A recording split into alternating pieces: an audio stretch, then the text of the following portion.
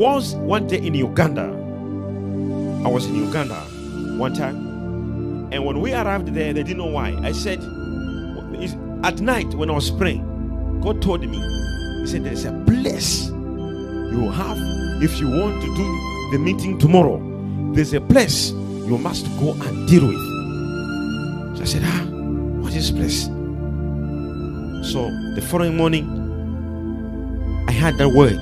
God told me the name of the place. He said, there's a place called Ginger.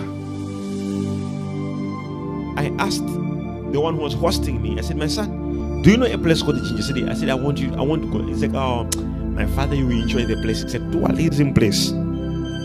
So I said, take me there. So they took me, and they were all thinking, I'm going there.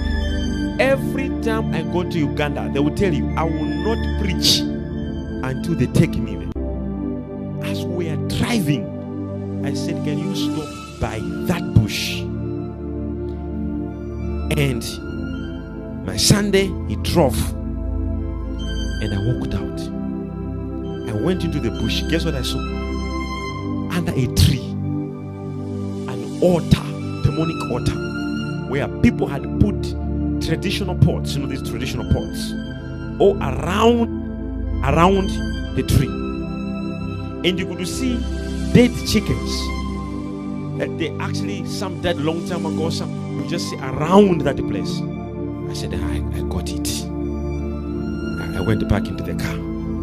I said, this is serious. We now drove to Ginger. Ginger is a source of Nile River.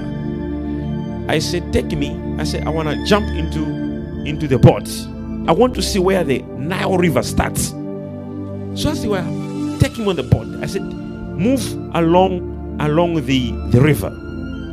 All I was seeing along the river were altars, demonic altars, people putting pots and crazy stuff all around. And I was just behaving like I'm not seeing nothing. But I was not with them. Spiritually, I was in a dimension of warfare. I knew it is so difficult prophetically, the land of Uganda to be redeemed if these altars are not dealt with. And intercessors and men of God and women of God in Uganda, they have so much work to do, because prophetically, whether you like it or not, God has raised up a pulpit. The pulpit of God is in Uganda. You didn't hear me. But they will never get it, and it will, trust you me, until these altars are broken. As much as it is, Uganda was supposed to be a headquarters of the glory of God. But the altars of the land is polluted. It needs intercessors, men of God, women of God, to pray and fight. But they will never, because the enemy has gone in and took over a lot of men of God and made them to start fighting each other. So now it's the battle of the church. So I'm moving there, and they are moving me, and I'm like, oh, this is crazy.